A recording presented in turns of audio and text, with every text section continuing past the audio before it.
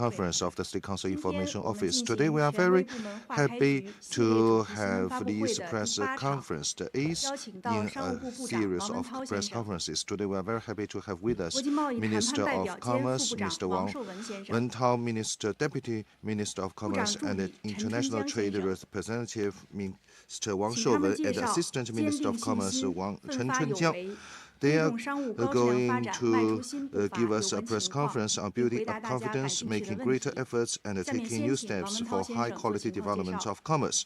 Now, I'd like to invite Minister Wang to make opening remarks. Ladies and gentlemen, dear friends from the media, it's a pleasure to meet you. On behalf of the Ministry of Commerce, I'd like to express my appreciation to you for your interest in and long-term support for commerce work. In the past year, under the strong leadership of the CPC Central Committee with Comrade Xi Jinping at its core, MOFCOM took a coordinated approach to COVID response and commerce development. To meet the goal of ensuring effective COVID response, stable economic performance, and a secure development. Commercial activities operated steadily and performed better than expected. Consumption market maintained its overall stability. Foreign trade and foreign investment hitting record highs were among the highlights in the economy. Outbound investment advanced steadily with new progress in the high-quality Belt and Road development. We broke new ground in bilateral and multilateral trade and the economic cooperation. RCEP has taken effect and been implemented. The working group for China's accession to the Digital Economy Partnership Agreement was established. The 20th CPC National Congress drew the blueprint for national rejuvenation through a Chinese path to modernization and stressed the need to integrate the implementation of the strategy to expand domestic demand with the efforts to deepen supply-side structural reform and to boost the dynamism and the reliability of the domestic economy while engaging it at a higher level in the global economy. Commerce work as an important part of the domestic economy and an important link between the domestic economy and the international economy, plays an important role in the endeavor to build a new development paradigm. Based on the course of the party and the country, we have proposed three important roles for the work of commerce. Looking to the future, we have important missions on the Chinese path to modernization. We need to bear in mind the country's most fundamental interests. Never forget our mission, stick to our roles, promote high-quality commerce development, help foster a new development paradigm, and make greater contribution to the new journey in the new era. 2023 is the first year to fully implement the guiding principles of the 20th CPC National Congress. Following the guidance of Xi Jinping thought on socialism with Chinese characteristics for a new era, MOFCOM will resolutely follow through on the guiding principles of the 20th CPC National Congress and the plan set out as the Central Economic Work Conference and apply the new development philosophy in full in the right way and in all fields of endeavor. We will better address both domestic and international imperatives, coordinate COVID-19 response with commerce development, and the balanced development with security. We will make active efforts to restore and expand consumption, ensure stable performance in foreign trade with better mix, work harder to attract and utilize foreign investment, promote high standard opening up, effectively upgrade and appropriately expand China's economic output, and set the stage for building a modern socialist country in all respects. Now, my colleagues, Mr. Wang Shouwen and Mr. Chen Chunjiang, and I would like to take your questions. Thank you, Minister Wang, for your opening remarks. Now the floor is open. Please identify yourself before asking questions. The lady over there on the first row, please. Thank you. From China News Agency, the Central Economic Work Conference proposed that recovery and expansion of consumption should be given priority. Now, domestic consumption is recovering with a good momentum. At the same time, it is restricted by a number of factors, such as the willingness to spend as well as consumption environment. So, on the recovery and expansion of consumption, what measures will be adopted by MOFCOM? Thank you for your question. Thank you. for this question from China News Agency. Recently, the general public has paying close attention to the consumer market. Since the beginning of this year, from January 1st to now, you can see that the consumer market is recovering steadily. So the momentum is quite noticeable. In terms of traffic, during the Spring Festival this year, according to the Commerce Big Data Monitoring Platform, in the key business circles in the 36 large and medium-sized cities throughout China, traffic to these business circles grew by 27.8% year-on-year. And for key retail and catering businesses, they enjoyed a year-on-year growth of their business by 6.8%. And it is also reported by the media that traffic has increased remarkably to shopping malls, supermarkets, cinemas, theaters, and tourism destinations. A number of films have been well received, enjoy wider readership audience in the cinemas. And in some restaurants, some table will serve two groups of consumers in one night. At the same time, we have also seen a large increase in the bookings on hotels and air flights. So we have got off to a good start for consumption with a strong momentum. The Chinese CPC National Congress proposed that we should place more emphasis on domestic consumption and the fundamental role of consumption in economic development. The Central Economic Work Conference stressed that recovery and the expansion of consumption should be given priority. So recovery and consumption are two key words. The high status has been given to consumption. You have been talking about two key words, recovery and expansion. I'd like to share with you my understanding on this issue from these two key words. I'd like to share with you our considerations and the plans. By recovery, it means that in the short run, we know that some consumption activities were affected by COVID-19, particularly those offline consumption with physical contacts. We need to work hard to boost the confidence and revitalize a market. So by expansion, it means that in the long run, we should proceed from meeting people's aspiration for a better life, work hard to improve conditions for consumption, innovate consumption scenarios, and work hard to upgrade consumption and release its potentials. We will work from three perspectives in order to stabilize key consumption areas and come up with new consumption types. First, we will launch a series of events themed on the year of consumption revitalization in order to boost confidence and vitality. This year is designated as the year of consumption revitalization. We will work together with other departments and as well as local government, trade associations, and the business community in holding a series of consumption promotion activities throughout the year. And we will create a warm consumption atmosphere to the benefit of all people throughout the year. We will use a number of figures to categorize our consumption promotion. For example, we will hold 6 thematic consumption events. The first 2 months were the consumption season for the Spring Festival, and this month we launched the National Consumption Promotion Month, which will be followed by Green Consumption Season, Summer Consumption Season, Golden Autumn Shopping Festival, and the International Consumption Season. And we will also have 12 key fairs, including the CRIE, to align supply with demand and guide consumption. And we will also have a number of events throughout the 52 weeks throughout the year. Each week we will have a consumption scenario. For example, the ice snow consumption in Spring Festival held in the last month, as well as home appliances trade-in for green living. And we will also have the shopping in Asia to welcome the Asia Games.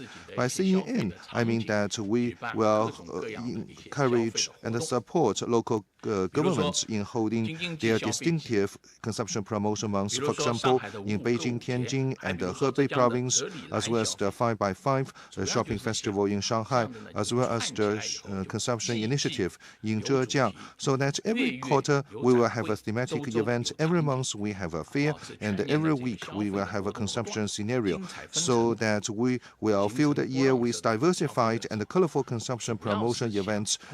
And the purpose is that we want to warm up consumption and to help the recovery of our consumption. Second, we will stabilize and enhance consumption in key areas in order to consolidate the basis for consumption. Automobile, household appliances, home supplies, and catering account for a quarter of our total consumption. So they are the 4 priority areas in the recovery and expansion of consumption. Last year, we introduced a number of policies for automobile, particularly new energy vehicles. For example, last year, new energy vehicles witnessed the increase of their sales, doubled in their increase in their sales, exceeding 6.8 million cars. For every 4 new cars sold in the market, one of them is new energy vehicle. It is attributable to our favorable policies to encourage new energy vehicles. This year, we will actively introduce new policies and measures. For example, we will support local governments in promoting new energy vehicles in the countryside, as well as improving the charging facilities in the country. And it is also a task, a more complex task, to encourage the ownership of new energy vehicles than in cities. We will work together with other authorities on this initiative.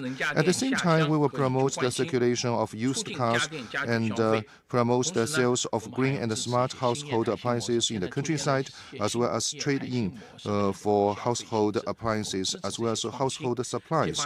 We will also encourage live streaming for e-commerce and instant sales. Third, we will promote the building of international consumption center cities. So this initiative is an important decision made by the CPC Central Committee. They refer to Beijing, Shanghai, Guangzhou, Tianjin, and Chongqing, so 5 cities in total.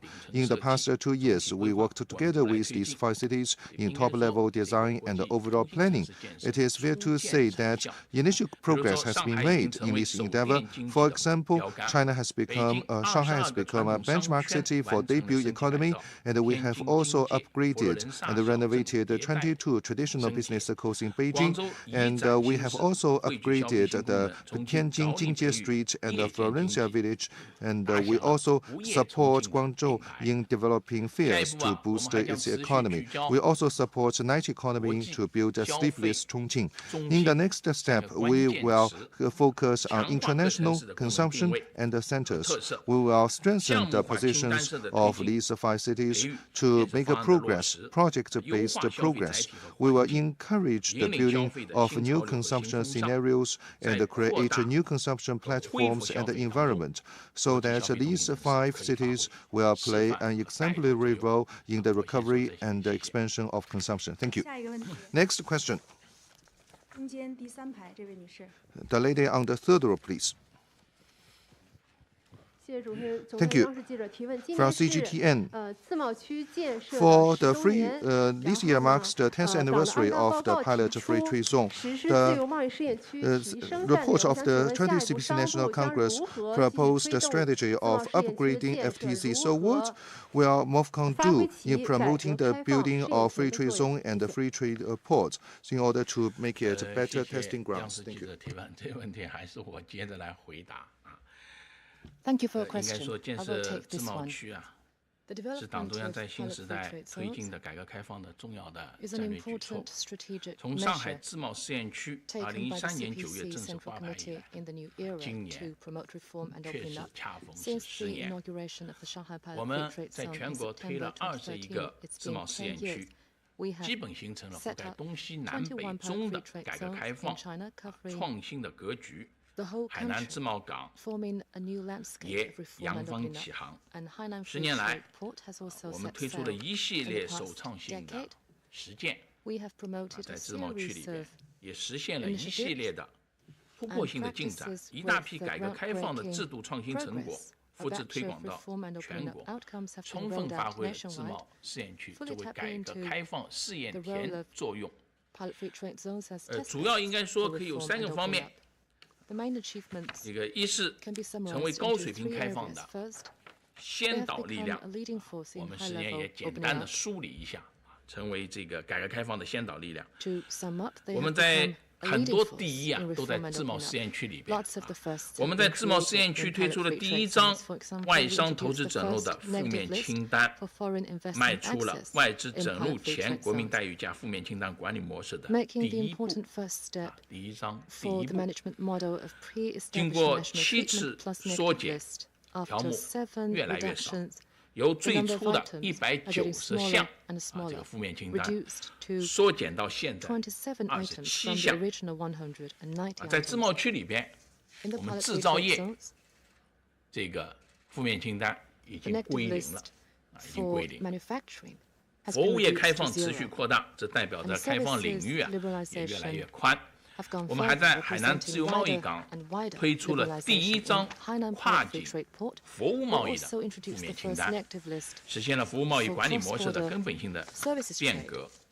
transforming the management 二 model 是呢， of 成为 services 深 trade. 层次改革开放的 Second, they have 开路 become 先锋， pioneers of 率 deepening 先 reform. 实施了证照分离， We 率先实施了外 piloted 商投 the 资整 separation 入 of 体制改革 certificates of 建 and 立了全国 licenses, 第一个 as 国 well 际 as 贸 the 易单一窗口， first single 创 window 设了第 in 一批 international 自由贸 trade 易账户等等。 and the management system for 团队 foreign 在 investment 这里实 access. 践探索，然后再复 We 制。 also created the first free 目 trade 前已 accounts 经 in 向 pilot free 全国 trade 复制 zones. 推广了278项 278 institutional innovation 这里 outcomes 涉及到 have 投 been 资 rolled 便 out 利 nationwide, 化、贸易 involving 便利化、 trade 金融开放 facilitation, 创新、 investment 市中事后监 facilitation, 管、国际改 financial 革等等。 liberalization, innovation, mid and post-event 这个 regulation, 促 as 进 well 了 as 改革 SOE 红利 reform, 的持续的释 promoting 放。 the continuous unleashing 三是成为 of 高质 reform 量发展 dividends. 的 Third, 示范引 they 领。 have become 我们依托 on 我 demonstrators of 国的 high 超大 quality 市场 development based 这个 on 超大规模市场 China's 优势以及 advantages 自身的资源 in a 丰富 huge 吸引 market 全球 and 的优质 based 资源 on 要素 our 推动高端 endowments, 产业 we have 不断 attracted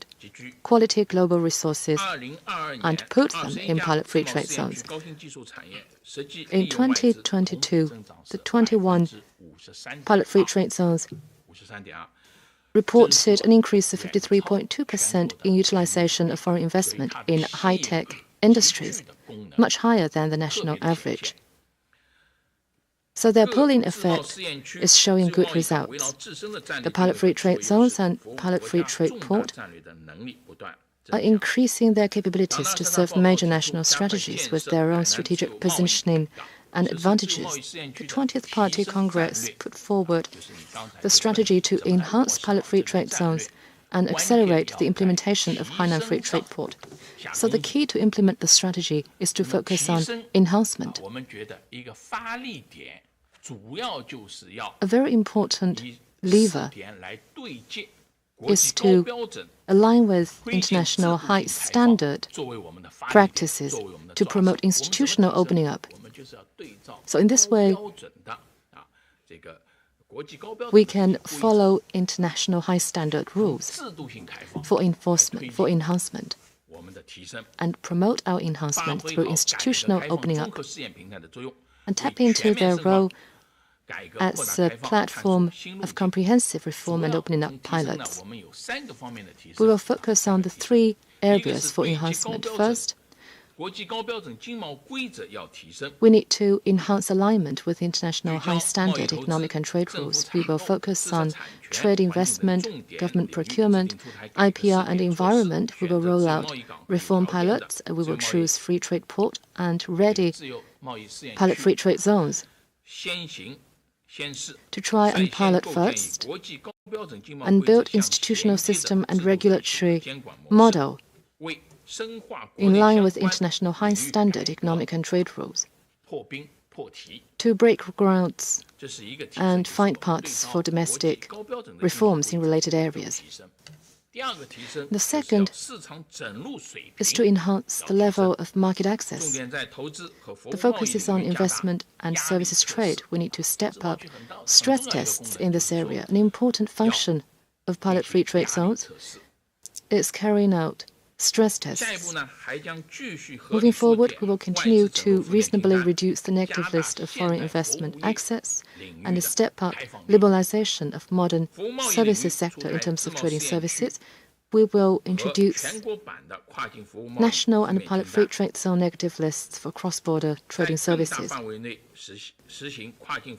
and conduct new management model for cross-border trading services on a larger scale. And the third is to enhance the integration of reform results as well as coordinated innovation. We want to step up cross-sectoral, cross-industry coordination and boost the more systematic, holistic and coordinated pilots, riding the trends of new industry, new business types and new models. On back of enhanced trade and investment liberalization and facilitation, we will step up integrated institutional innovation. We will focus on next-generation information technology, biomedicine, and we want to enable the development of a modern industrial system through institutional innovation to maintain the security and stability of China's industrial chains and supply chains. Next question, please. In the second row, please. Thank you. Hong Kong Bohemia magazine. This year marks the 10th anniversary of the Belt and Road Initiative. What are the results of Belt and Road Economic and Trade Cooperation? What will be the new measures of MOFCOM in advancing Belt and Road Initiative? My colleague, Assistant Minister Chen Chunjiang, will take the question. Thank you very much for your attention. In 2013, General Secretary Xi Jinping put forward the major cooperation initiative of the Belt and Road Initiative. Since its inception, MOFCOM has worked with related departments and concretely promoted economic and trade cooperation around Belt and Road, reaping fruitful results. Our trade and investment with partner countries have expanded steadily, with growing infrastructure connectivity and rising standards of industrial chain and supply chain cooperation. In terms of trade, from 2013 to 2022, China's trading goods with Belt and Road countries jumped from $1.04 trillion to $2.07 trillion, which almost doubled, with an annual average growth of 8%.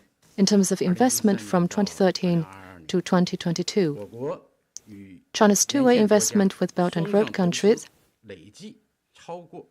exceeded $270 billion accumulatively. As of the end of 2022, the overseas economic and trade cooperation zones built by Chinese businesses in Belt and Road countries reported a total investment of $57.13 billion, creating 421,000 local jobs. In terms of contractual engineering,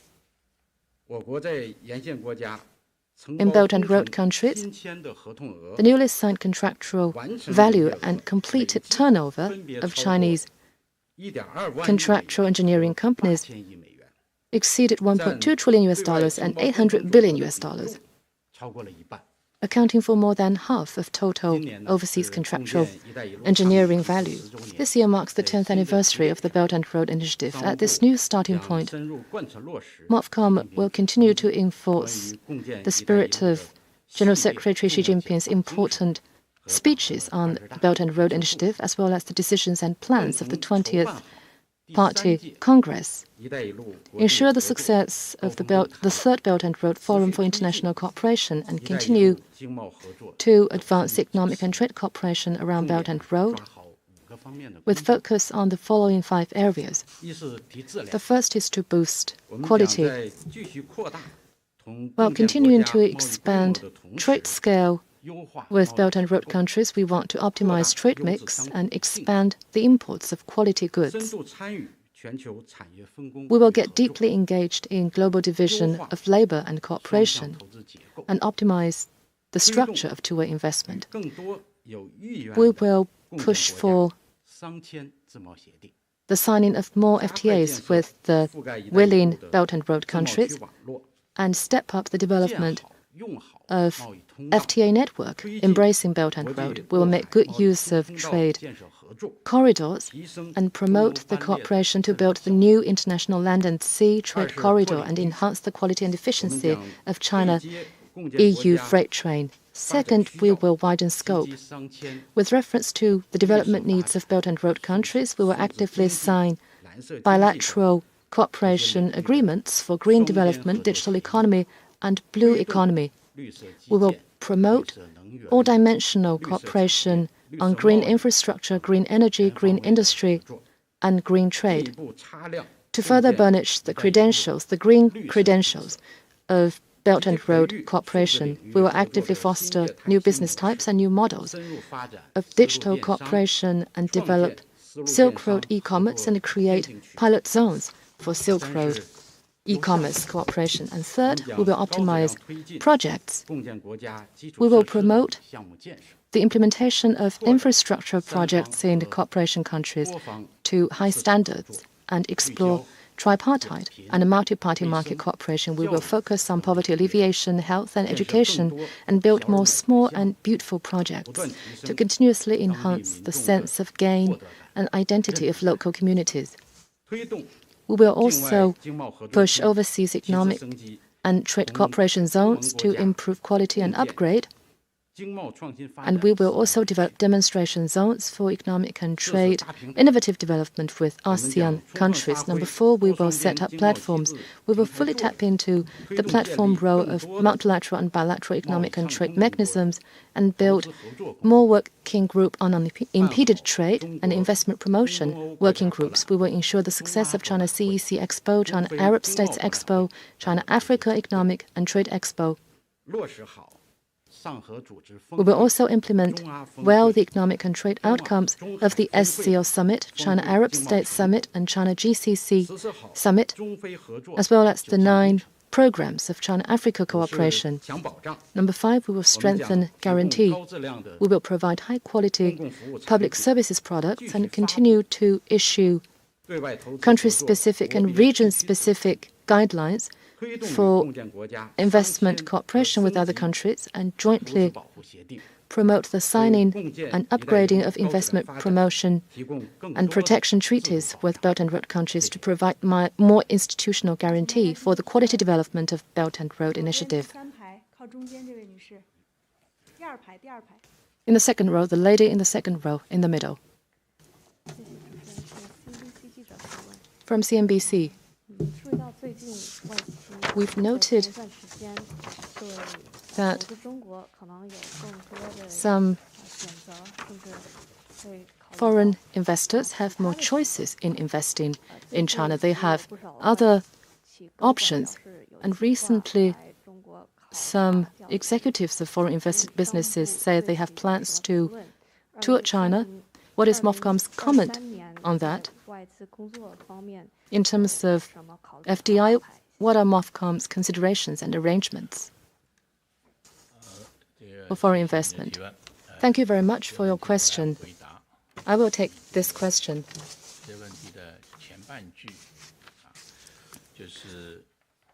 Regarding the first part, regarding the considerations of options of foreign investors. And the second half is about the planned trips of lots of executives of multinationals to China. I think for the first half, this is very special and particular to the stage, whereas the second half represents the trend and long-term development. Recently, my colleagues and I have also talked to executives of lots of multinationals. In their meetings, I could feel that many senior executives from foreign companies said that they are very optimistic about China's economic prospect and are willing to continue to increase investment in China and to get deeply involved in the Chinese market, which is a supersized market with a huge space for maneuver and a strong resilience. So they are very confident about China's economic prospect. And some people said, I quote, "The Chinese market is not an option that they may choose or may not choose, but an indispensable choice." We appreciate and welcome such statements.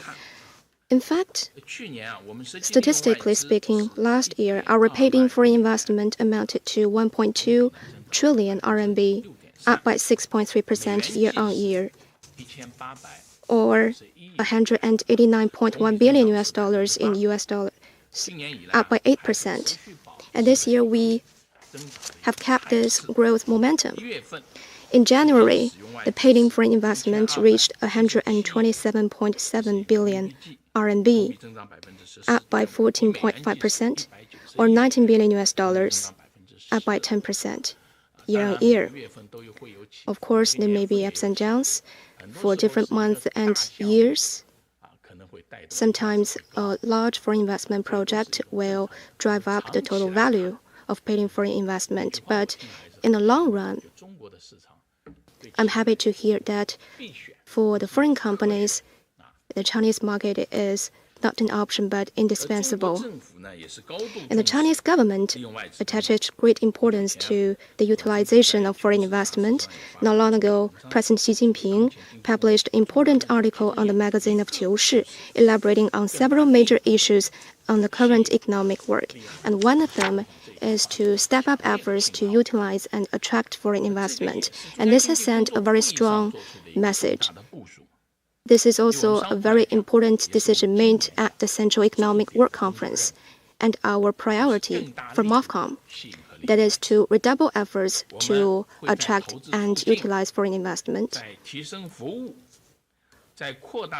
We will intensify efforts in promoting investment, improving services, expanding opening up, and optimizing our business environment, so as to retain premium FDI stock while attracting more quality foreign investment. So, in investment, services, opening up, and environment, we will do more to attract and utilize foreign investment. In terms of investment, we will host a number of initiatives under the Invest in China year. The MOFCOM has introduced the Year of Invest in China, and this year we will host these initiatives for the first time, and we will mobilize all parties' resources to work with local authorities to normalize, systemize, and diversify business and investment attraction activities. And these activities include bringing in and going global. The purpose of these initiatives is to build platforms, smooth channels, and fully present the investment opportunities of China and for different localities, so as to boost the well-established credentials of Invest in China.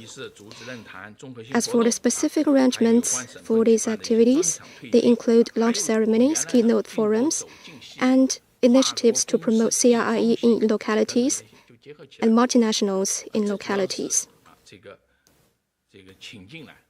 And these events are about bringing in. Another part is about going global. Now, different regions across China are organizing business trips to go global. Local authorities and businesses would go to Europe, Japan, the ROK, and other regions and countries to conduct promotion events in a targeted manner. So we combine bringing in and going global. At the same time, we use exhibitions as platforms and fully leverage the role of Chinese economic and commercial consulate offices, overseas, and investment promotion agencies to conduct investment attraction events in multiple forms so as to provide more opportunities. So this is about investment. The second area is services. We hope to serve foreign invested enterprises in a more targeted manner. We strengthened our services during the COVID-19.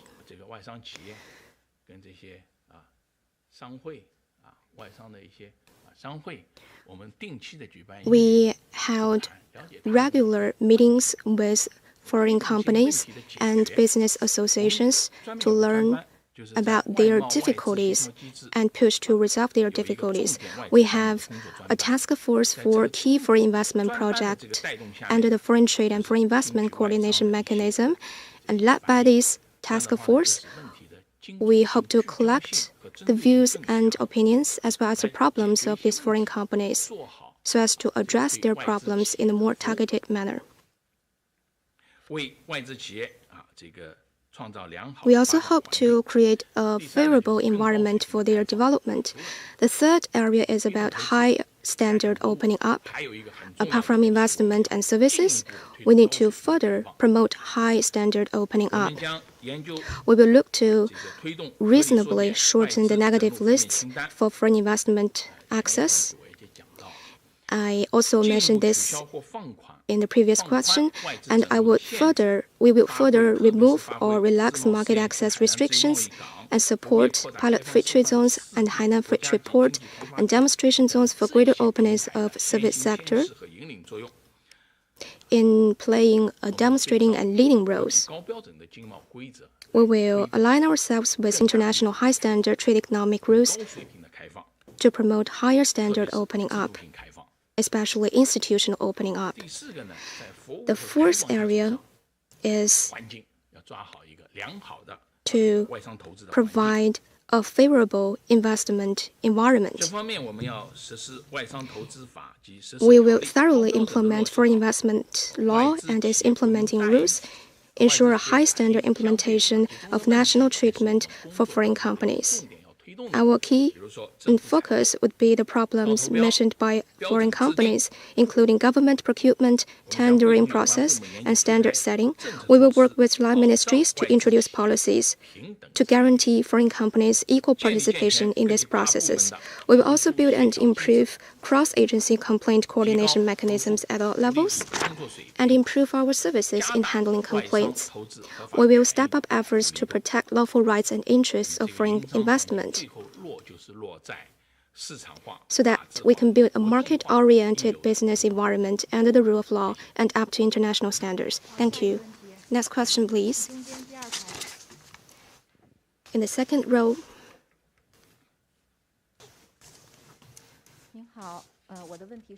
Thank you. My question is about FTAs. We know that China has been following the trend of regional and global economic integration and actively promoting the FTA networks. The party's 18th Congress proposed to speed up the efforts to develop FTAs, and the 5th plenary of the 90th Party Congress proposed to implement the strategy to upgrade FTAs, and the party's 20th National Congress proposed to expand high-standard global FTA networks. What progress has been made in this regard, and what are the future steps will be taken by MOFCOM? Thank you. I would like to invite my colleague, Vice Minister Wang, to answer your questions. Thank you for your question. As you have mentioned, the CPC Central Committee has set great store by the development of FTAs and has made important instructions in this regard. MOFCOM attaches great importance to the development of FTAs and has introduced measures to implement the instructions of the CPC Central Committee, and we have achieved remarkable progress. First, the friend circle of FTAs have been enlarged. Before the 80th Party Congress, we set up 10 FTAs, and after the 80th Party Congress, in 10 years' time, we added another 9 FTAs. And before the 80th Party Congress, we had 18 FTA partners, and now we have 26 partners. So it is fair to say that we have established a high-standard global FTA network that focuses on neighbors and covers countries along the Belt and Road. Especially last year, in 2022, we have made new progress. Our FTA with Cambodia and FTA upgrade protocol with New Zealand have come into effect. We also signed with Nicaragua the FTA early harvest arrangement, and we are going to start formal negotiations on FTA.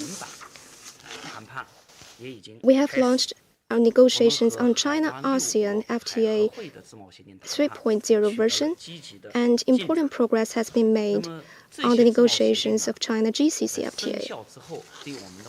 These FTAs, after entry into force, have played a very important role for foreign trade. Now, the total import and export between China and our FTA partners totaled 14.25 trillion RMB, up by 7.7%, accounting for 34% of our total foreign trade. Second, the world's largest FTA has been established. That is RCEP, or Regional Comprehensive Economic Partnership, which came into effect starting from January 1st, 2022. This has injected strong impetus to the trade and investment growth of the region and the world at large. MOFCOM has worked with 4 ministries to publish the guiding opinions on the high-quality implementation of RCEP. We've promoted more than 30 provinces, regions, and municipalities to come up with useful experiences for the implementation of RCEP. As for, we have also worked with relevant parties to enhance the effect of RCEP implementation. For instance, some countries signed RCEP, but their parliament have yet to ratify this agreement. And now, a total of 15 countries of RCEP have ratified this agreement. Last year,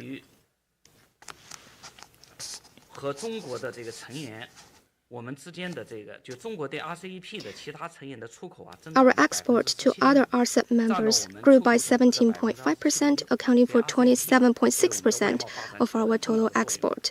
So RCEP has played a very important role in China's foreign trade. Second, we have worked actively to join high-standard economic and trade agreements and have made positive progress. To be specific, they are CPTPP and DPA. And these 2 agreements can represent the highest standard in relevant areas. For CPTPP, China has engaged in exchanges and dialogues with different CPTPP members at different levels. As for DPA, we also had very good conversation with DPA members. On August 18th last year, DPA members decided to establish a working group for China's accession to DPA. And in November last year, DPA members and China held a 4-party ministerial meeting. In December last year, we had the launch session of the chief negotiators meeting. We also pay high attention to the development of FTAAP, our Free Trade Area of Asia-Pacific. We've jointly formulated working plans to promote Asia-Pacific integration. Just now you mentioned that the report of the 20th Party Congress proposed to expand the global high-standard FTA networks. The Central Economic Work Conference last year also proposed to work actively to join CPTPP and DIPA and other high-standard trade economic agreements. We need to align ourselves with relevant rules and regulations and standards to deepen domestic reforms in relevant areas. So following the instructions of the CPC Central Committee, we have expanded this global high-standard FTA networks. To this end, we hope to introduce a number of measures to implement these instructions. First,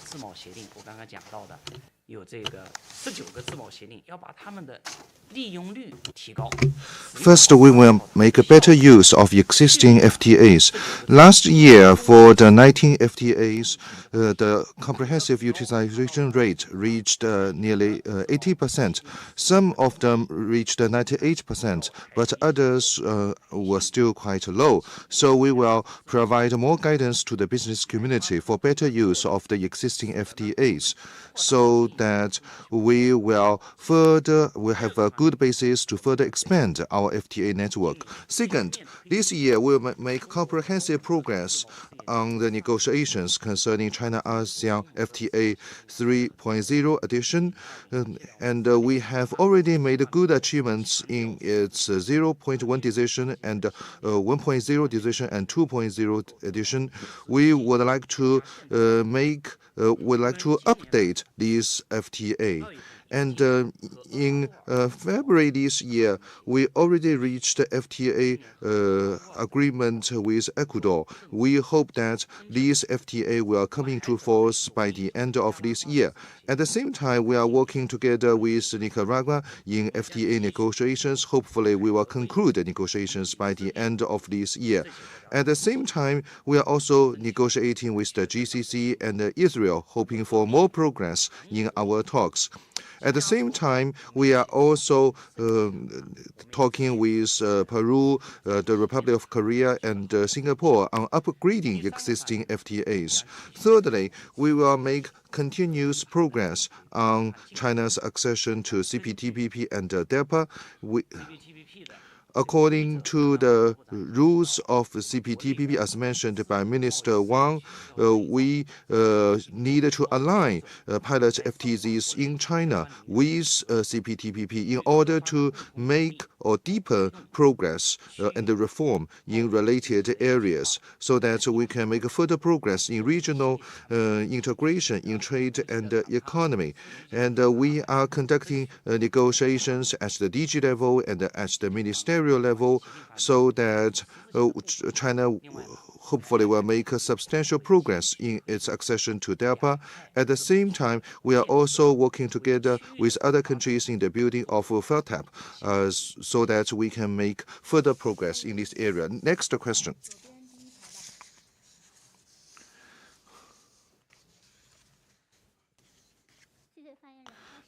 Thank you. From 21st Century Business Herald, we know for the rural economy, we need to build a comprehensive system, which has been in the #1 central government document. So what about the progress that we have made in county-level commercial system, and what measures will be adopted by MOFCOM to boost rural consumption? Now, I'd like to invite Assistant Minister Chen to take your question. Thank you very much for interest in this question. The 20th CPC National Congress proposed that we need to have integrated development between urban and rural areas for the smooth flow of factors of production between urban and rural areas. County commerce rooted in the countryside serves the life, work, and the production of more than 700 million people. At the same time, county commerce connects urban and rural areas. It is an important channel and the platform to connect the flow of commodities, services, and factors of production between urban and rural areas. The #1 central government document this year made a plan for this work. In the past few years, we have been working together with other authorities in building county commerce system, and we have improved the rural consumption environment and services quality with initial outcomes. First, we kept improving the business network. In 2022, we renovated 983 commercial service centers in the county seats, as well as 3,941 township fairs, as well as trading centers. We focus on facility improvement rather than changing the tradition, and we want to retain the local features of traditional trade fairs. At the same time, we have sped up logistics delivery. We have established 506 county-level logistics and distribution centers, as well as 650 township express delivery service centers. 95% of the administrative villages have access to express delivery, and over 1/3 of counties can have one-day express delivery from the county seat to the villages. Third, we are working hard to promote live streaming e-commerce. It has become an important way for farmers to increase income. Last year, we have 17.3 million online shops, an increase of 6.2%, including 5.73 million live streaming e-commerce vendors on the internet, accounting for 1/3 of the total. Fourth, we have increased efficiencies and outcomes in the distribution of agriculture products. We have upgraded and renovated 890 wholesale markets for agricultural products, and we have increased the capacity of nearly 1 million tons for cooled lean storage facilities. So we have seen closer connection in the sales and the production of agricultural products with more efficient distribution. So you can see that we have big improvement in our distribution system, commercial facilities, and the consumption environment. But at the same time, we still have a long way to go. In terms of infrastructure, some infrastructure are still quite scattered and with quite high distribution and logistics costs. We need to make further improvements on them. In terms of the supply of commodities and services, the level of commodities are not high, and the services are quite narrowed. In terms of market entities, most of them are family workshops, which engaged in traditional way of operation, and they still have a long way to go in digitalization as well as in the development of chain stores. In terms of demand, many people have migrated into urban areas, and people left behind are mostly elderly people and the children. So we need to make more efforts in developing chain stores. In the next step, we should further follow through with the guiding principles of the 20th CPC National Congress. According to the #1 central government document, we should focus on the further development, penetration of our sales channels to further recover and expand consumption in rural areas and boost rural revitalization. First, we will deepen the county commerce 3-year action initiative. Based on our experience previously, we need to roll out good practices so that by 2025, for counties with qualified conditions, we will establish quite comprehensive commercial network there in order to meet people's needs there in life and work. At the same time, we will improve rural consumption environment, followed by market principles, will play out the guiding role of public finance to improve a large number of county township fairs, as well as new types of convenience stores there. We will improve the distribution systems there and develop instant sales, as well as joint delivery and other business models. Third, we will promote high-quality development of rural e-commerce. We will get along with the trend of the digital economy in developing live streaming e-commerce, as well as the fostering of agricultural brands, so that we will increase farmers' income. And fourth, we will cultivate a group of benchmarks for rural for county commerce. In light of local conditions, we will make innovations and encourage local governments, the business communities, and the people in developing a number of typical e-commerce network. Thank you. Next question.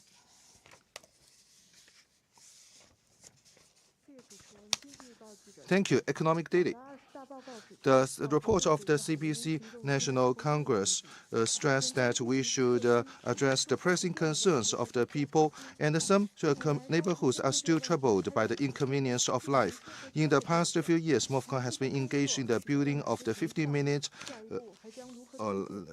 circle of 15-minute convenient living circles. So what measures will be adopted by MOFCOM in the new year? Thank you for your question on the 15-minute convenient living circles. So we have taken a close look into some research.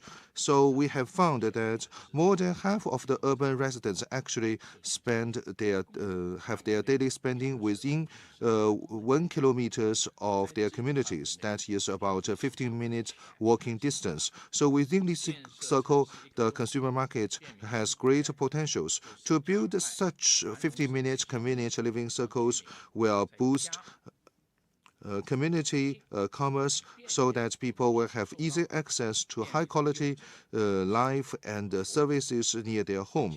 So it is an important way to boost the consumption. It is also an important step to bring benefits to people, because half of the people spend their money within this circle. So it is a concrete step to bring benefits to the people. In the past 2 years, we have been working together with other authorities in implementing the decisions made by the CPC Central Committee. We have established 2 batches of 15-minute convenient living circles in 80 cities. So far, we have built 1,402 such living circles, covering about actually more than 32 million urban residents. So this initiative has been taken seriously and welcomed by the pilot cities.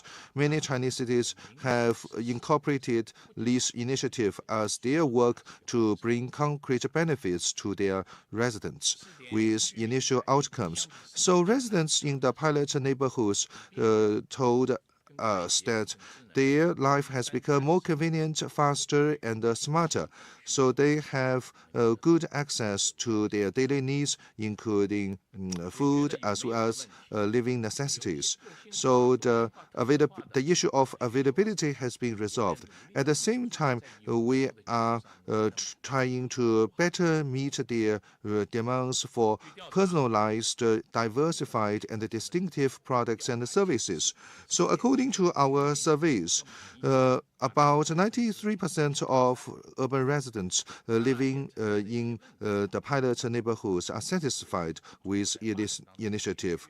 At the same time, there are still some problems which I believe will be resolved in further development.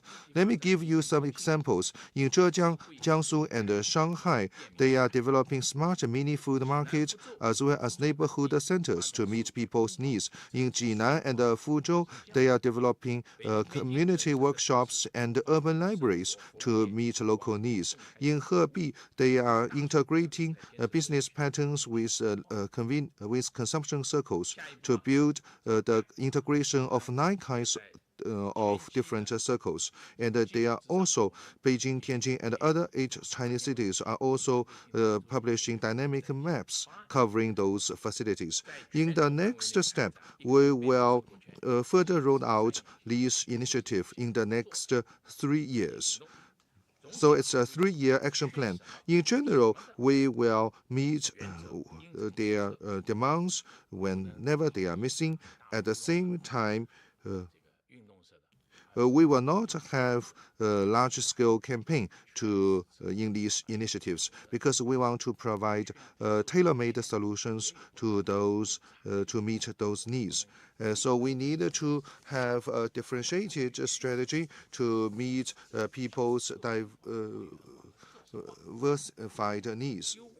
At the same time, we will also improve the consumption space in the community to develop different consumption infrastructure so that by 2025, for cities at prefectural levels and above, they will all have such 15-minute convenient living circles to the benefit of more people. We will have different approaches, and our general purpose is to meet people's daily needs.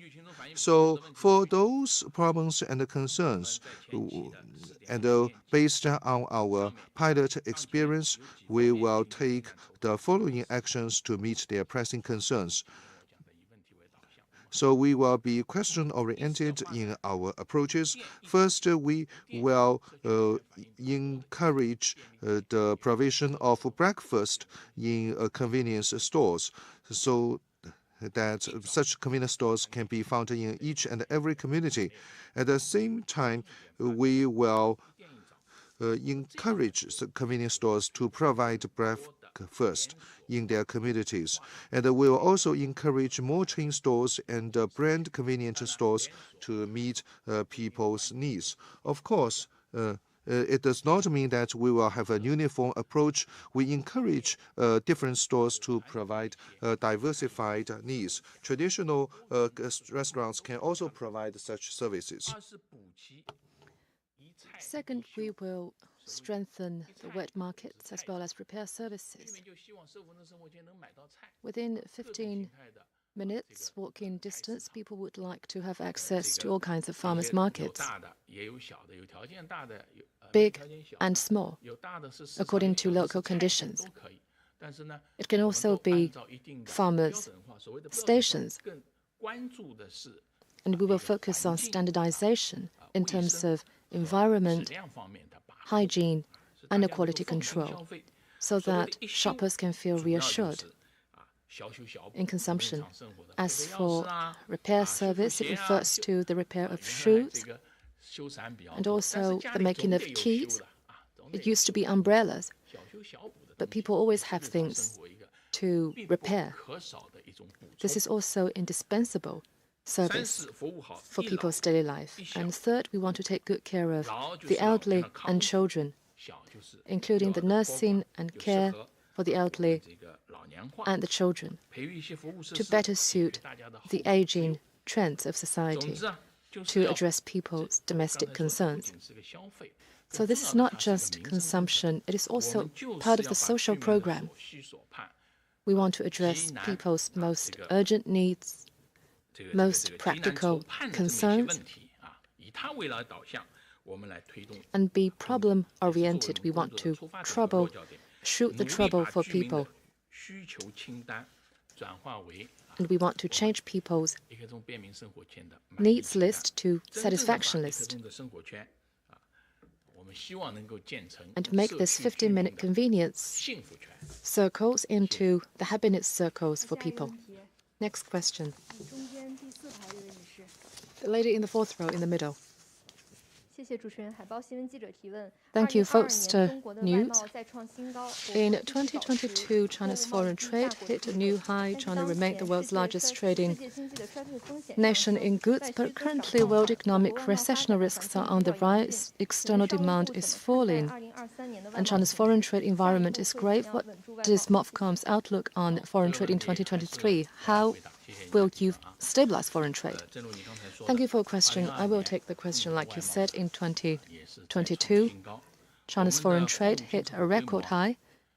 China's goods imports and exports exceeded 40 trillion RMB for the first time, hitting 42.1 trillion RMB, up by 7.7% year-on-year in RMB terms. For 6 years in a row, China's trading goods ranked the world's #1, making important contribution to macroeconomic stability. Net exports of goods and services Contribution to GDP growth stood at 17.1%, pulling GDP growth by 0.5 percentage point. Like I said earlier, this is also a highlight of our last year's economic work. That said, as you rightly pointed out, global economic recession risks are on the rise. There is the trend of stagflation. So external environment has brought grave challenges. According to forecast of the WTO, this year global trading goods will only grow by 1%, 2.5 percentage points down from the level of last year. In other words, the chances are very small to grow the pie of foreign trade this year worldwide. So in terms of market share, how can we continue to leverage our advantages? So currently, we face lots of challenges. So how should we view the outlook on foreign trade in 2023? And in such circumstances, what should we do? As for our outlook, the pressure is high, especially with external demand, the weakening external demand. Under such circumstances, many of the Chinese businesses also report that their orders are falling with more delays in order placement. Big orders have been replaced by small orders, and long orders replaced by short orders. And there has also been media reporting in this regard, complete with analysis. This is a reality. Apart from weakening external demand and rising recessional risks, protectionism is rising, and geopolitics has also contributed to the perceptions of our businesses. So for the outlook of foreign trade this year, pressure is growing. What should we do? The 20th Party Congress sets forth the task to build a quality trader. So we need to stabilize the scale of foreign trade while consolidating our status as major trading nation. We need to optimize and upgrade trading goods, innovate on trading services, and develop digital trade. So we need to work on all these three pillar sectors of foreign trade. In a nutshell, as for what we will do this year, first we want to stabilize scale. Second, we need to optimize trade mix. We need to preserve the fundamentals. On the platform of 40 trillion RMB, we need to stay steady. At the same time, with upgrading industries and increasing aggregate strength, we need to optimize the structure. Like I said earlier, with the world's growth slowing, we need to optimize mix and boost our competitiveness and boost our shares. To be more specific, in terms of stabilizing scale, we need to stabilize policy so as to stabilize expectations. Last year, the situation was also grim. We all experienced the COVID shocks, uncertainties in external demand. We introduced 2 rounds of policy measures for foreign trade, which yielded good results of 41.2 trillion RMB, and this year we will continue to consider policies according to the needs of market entities.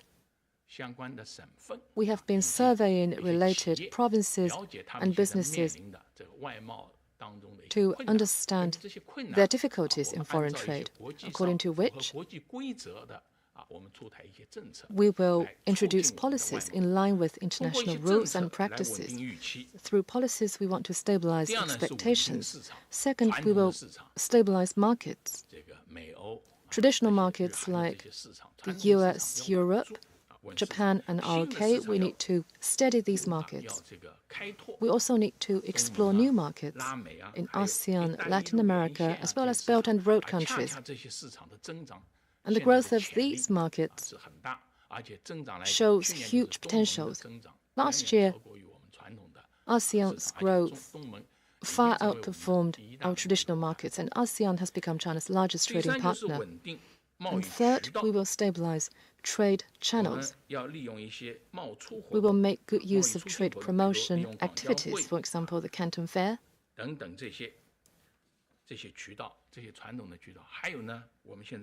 Among other traditional channels, we will also encourage businesses to take part in overseas trade shows. We will encourage localities, trade promotion agencies, and business associations to conduct all kinds of trade promotion activities. There has been lots of media reports regarding businesses traveling abroad to fight for market shares and orders, especially with the gear shift in our COVID response. The exchanges with other countries will get normalized. So the first reaction of the businesses is to go global and secure more orders. And also in terms of optimizing trade mix, we will also focus on 3 areas. First, we will optimize trade pattern. While growing general trade, we will also support the gradient transfer of processing trade, as well as cross-border e-commerce, overseas warehousing, bonded repair and maintenance, and other new business types and models have been growing rapidly. This is about trading goods. In terms of trading services, based on earlier pilots, we will promote the demonstration zones for the innovative development of national trading services.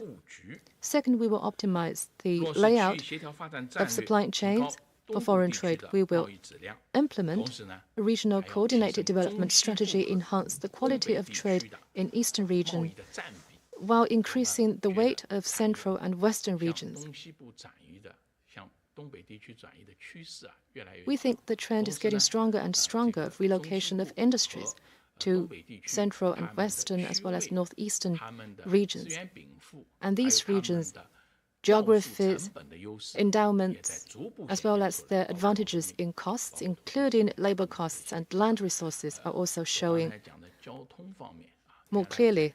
I also mentioned transport.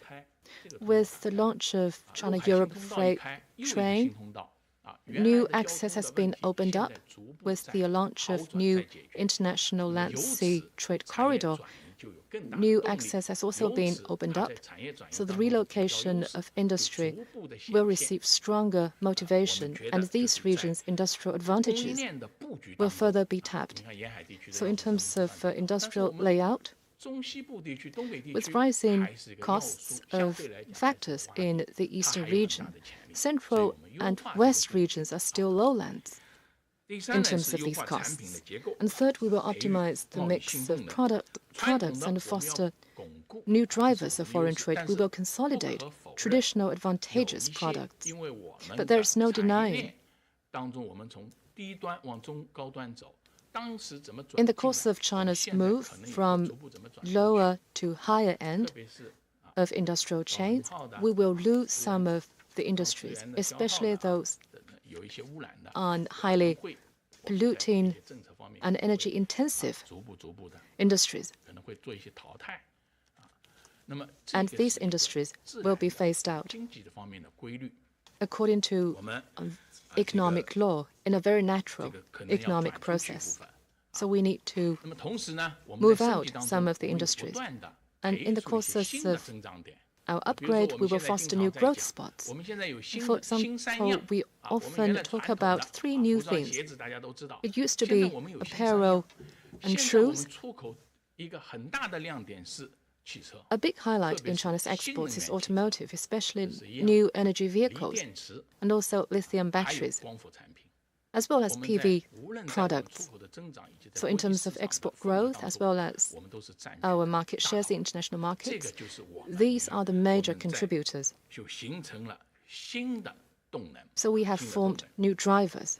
We will also support localities to explore the hosting of trade digitalization expos and accelerate the development of leading areas for trade digitalization in Greater Bay Area.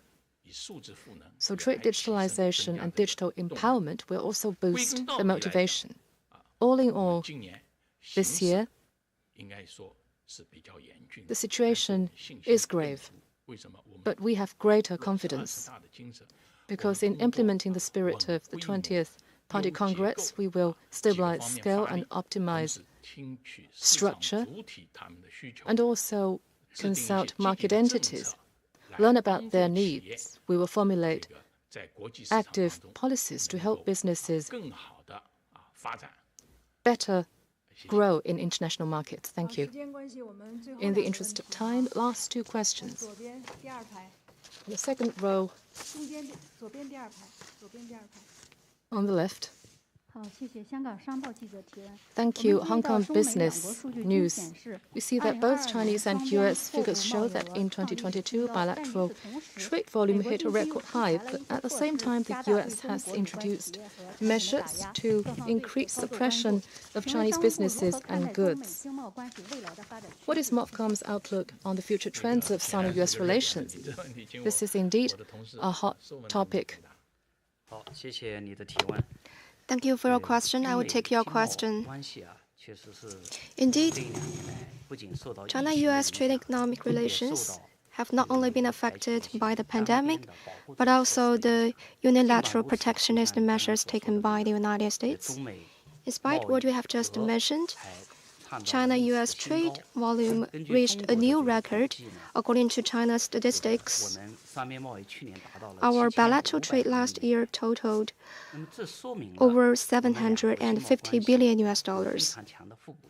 This shows that our economies are highly complementary, and there is also a strong resilience for our economies, especially over the past 3 years in a row.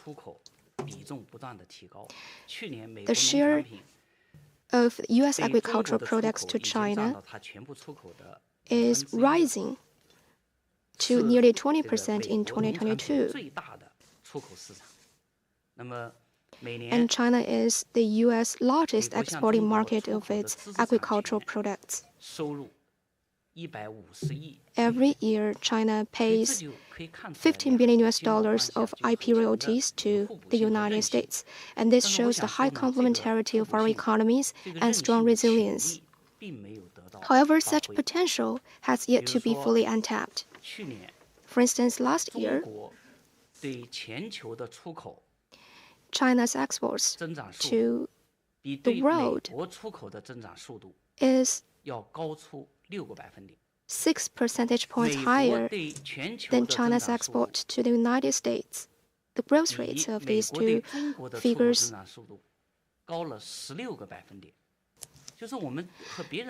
is about 5 percentage points, which means that indeed, and China's export to the United States is growing at a faster pace. However, China's export to the rest of the world is growing at a faster pace.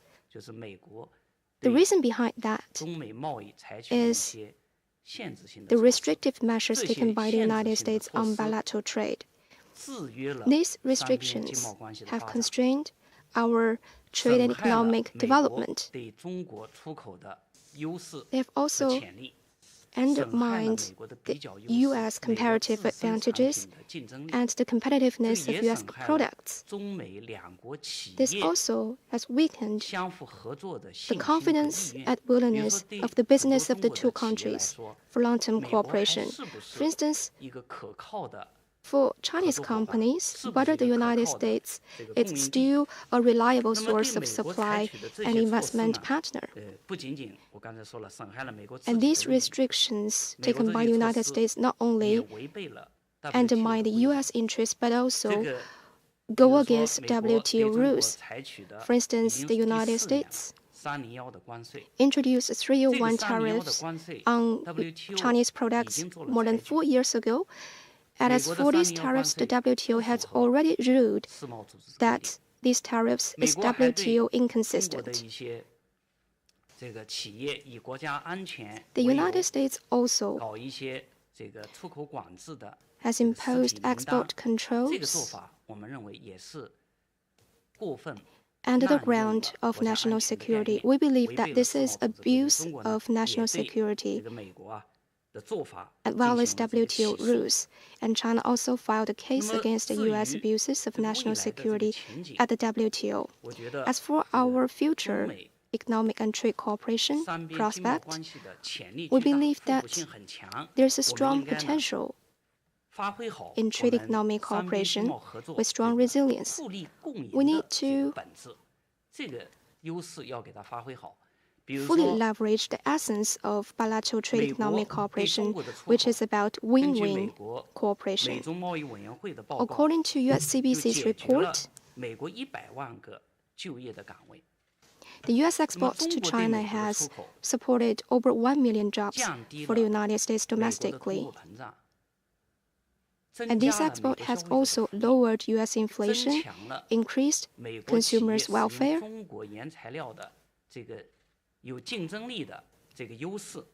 and enhanced the U.S. companies' competitiveness by using Chinese raw materials. So we believe that this essence, which is mutual benefit of bilateral trade economic cooperation, should be strengthened. In November last year, President Xi Jinping and President Biden met in Bali, and the two presidents agreed that the two teams could engage in dialogues and coordinations on trade and economic issues. And China stands ready to work with the United States to implement the consensus of the two presidents, follow the principle of mutual respect, peaceful coexistence, and win-win cooperation,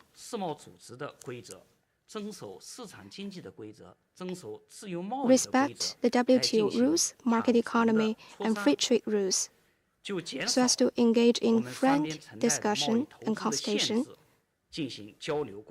on reducing trade investment restrictions. We need to create a stable and predictable trade economic environment between the two countries, enhance our business confidence in cooperation. In this way, I believe that our bilateral commercial cooperation will create new records.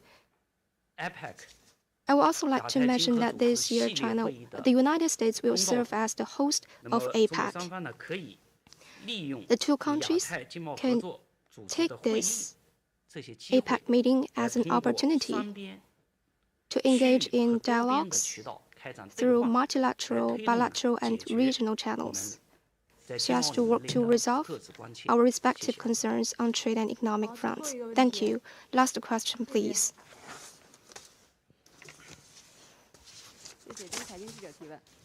Thank you. I'm from China Business Daily. Just now you mentioned trade. Indeed, the transformation of trade has become a new driver for economic development. And what measures would be taken from Ofcom to develop digital trade? I will take your question. The new round of scientific and technology revolution, our industrial transformation are making strong headwinds, giving rise to digital trade, where data becomes key production factors. Digital trade centers around digital services and features digital delivery and ordering. This is a new trend of international trade development, and even a new driver for foreign trade development. In our trade negotiations, we will all talk about digital trade.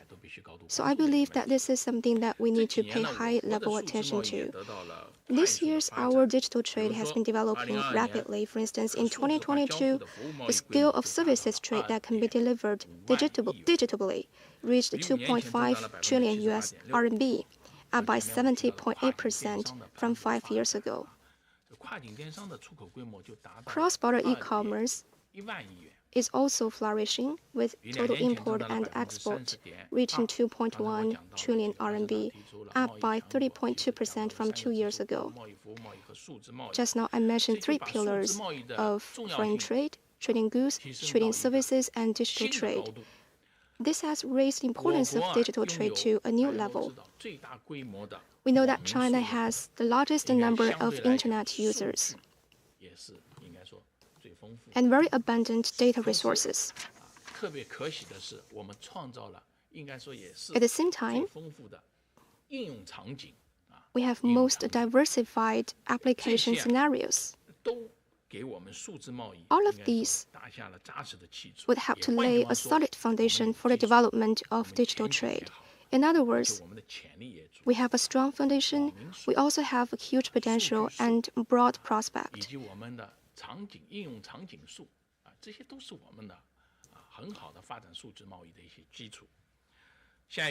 Moving forward, we will seize the opportunities of digital economy to accelerate the development of digital trade. We will have four priorities. First, we will strengthen the top-level design of digital trade. We will move faster to introduce policy documents to promote the open and innovative development of digital trade. So we will promote digital trade from the policy perspective. Second, we will strengthen the building of digital trade platforms. We will implement the measures to support the building of national digital services export bases, enable these bases to grow stronger. We will also foster leading companies with global competitiveness and host Global Digital Trade Expo. We will make solid steps to build digital trade demonstration zones. So we have leading companies and export innovation bases. And these are the focuses for us to develop digital trade. The third is to cultivate new business models of digital trade. We will actively support digital products trade, optimize digital services trade, steadily advance digital technology trade, and explore data trade. We will empower the whole chain of trade with digitalization and improve digitization level of trade. Another focus in our international cooperation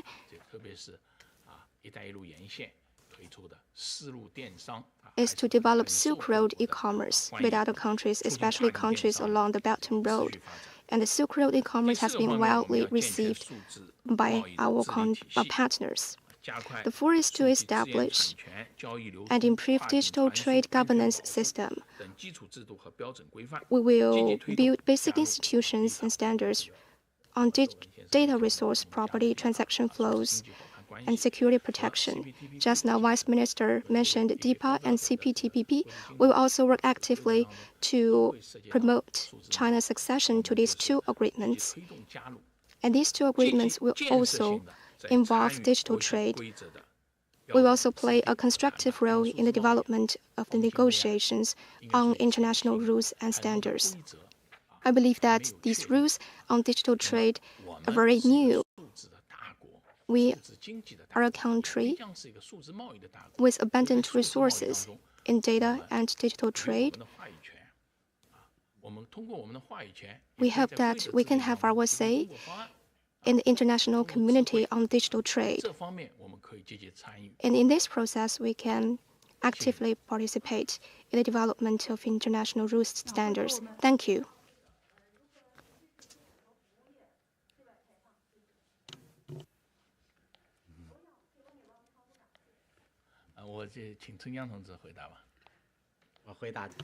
I would like to take your question. I believe that you pay high attention to this issue. Thank you for your question.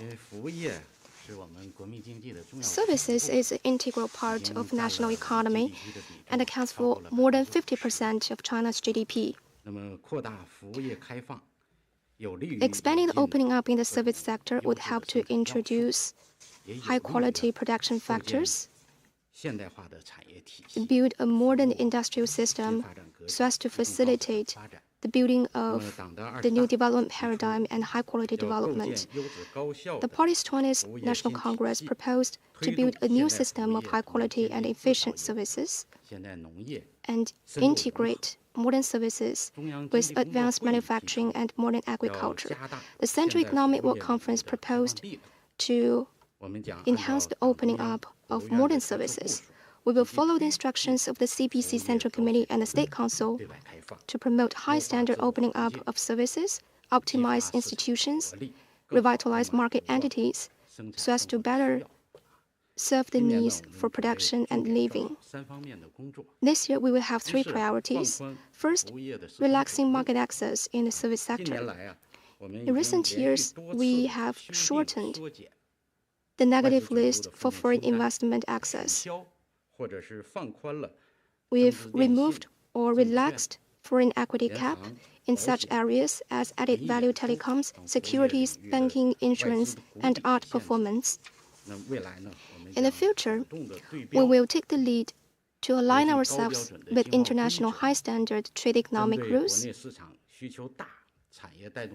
and look into the sectors with huge domestic demand and controllable risks, and sectors that can drive the growth of the whole industry and look attractive to foreign investors, so as to further relax or remove foreign investment access restrictions and attract more high-end service companies into the domestic market. Second, promoting institutional opening up.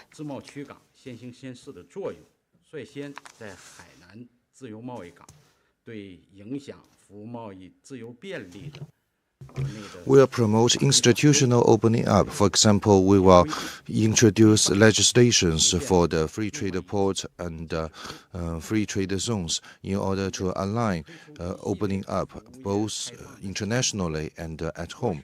At the same time, we will also formulate the list of cross-border trading services for Hainan free trade ports. We'll also introduce this list for pilot FTZs as well as nationwide in order to improve our trade in services and its opening up.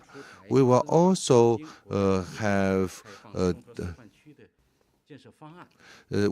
formulate the plan to expand the pilot opening up of the services industry in Beijing. We will work together with local governments in light of their national conditions so that the opening up of the services industry will send an exemplary role. Third, we will promote the development of the services industry as mentioned by Minister Wang. We have introduced guidelines for the development of the trading services, and we will also sum up our experience in our pilot initiative. On this basis, we will further develop the demonstration zones for trading services, and we will develop pilot cities for contracting services in the services industry. And we will also develop new models in the contracting services, for example, division of contracts as well as other models. We will develop international cooperation zones, including trading services cooperation along the Belt and Road. So that's my answer. Thank you. So this comes to the end of our press conference, and I'd like to thank our 3 guests for your participation. This comes to the end of the press conference. Thank you.